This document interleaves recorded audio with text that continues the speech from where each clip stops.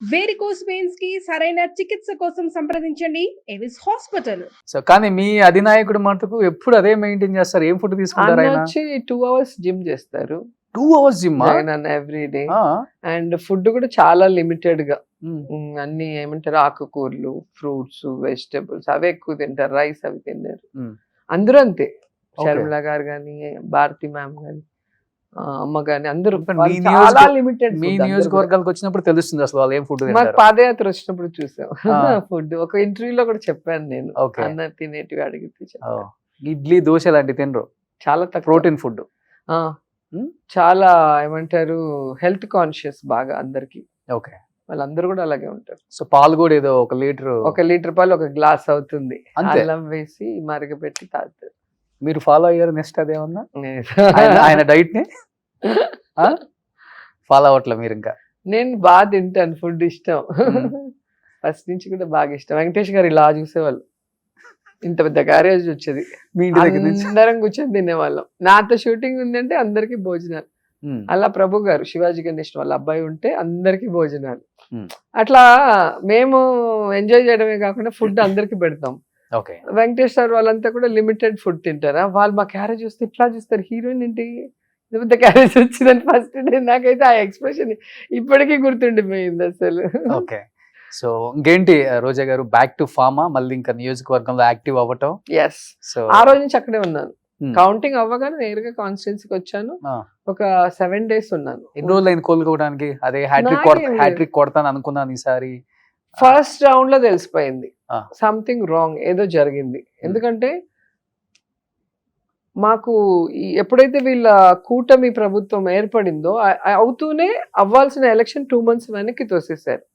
ఈ 2 months వెనక్కి వెళ్ళినప్పుడు ఓవరాల్ గవర్నమెంట్ కంట్రోల్లో వాళ్ళకి తీసుకొని మా తిరుపతి డిస్ట్రిక్టే 3 ఎస్పీలు మారిపోయారు, 3 కలెక్టర్స్ మార్చారు. అంటే ఒకరిని వేయటము, వాళ్ళకి నచ్చినట్టు చేయకపోతే మళ్ళీ మార్చడం, అట్లా అసలు గందరగోళం అయిపోయింది ఎలక్షన్ అప్పుడే.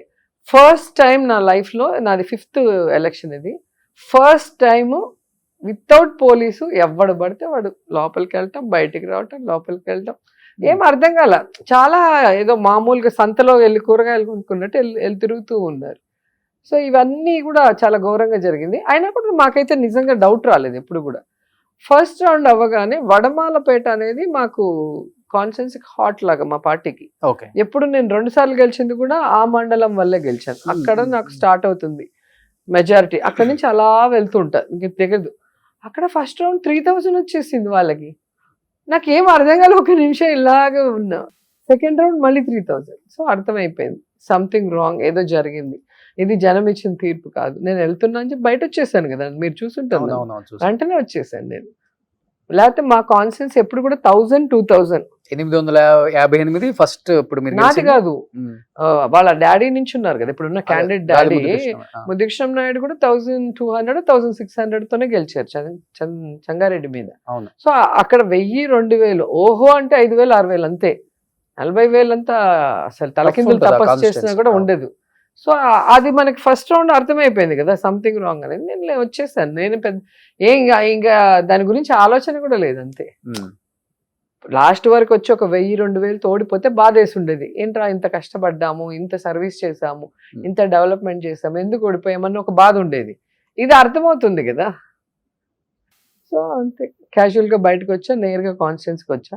ఇంకా అందరూ వచ్చి ఓవన్ బాగా కష్టపడి వర్క్ చేశారు అందరూ కూడా సిన్సియర్గా. ఏంటి ఎవ్రీ హౌస్ కి వెళ్ళాలి కదా. అవును. మీకు వచ్చిందా, రాలేదా, ఎవరికైనా మిస్ అయితే మళ్ళీ వాళ్ళకి ఆ వెల్ఫేర్ కానీ, వాళ్ళ ఊర్లో అడిగిన డెవలప్మెంట్ ఏది లేకుండా చేశారు.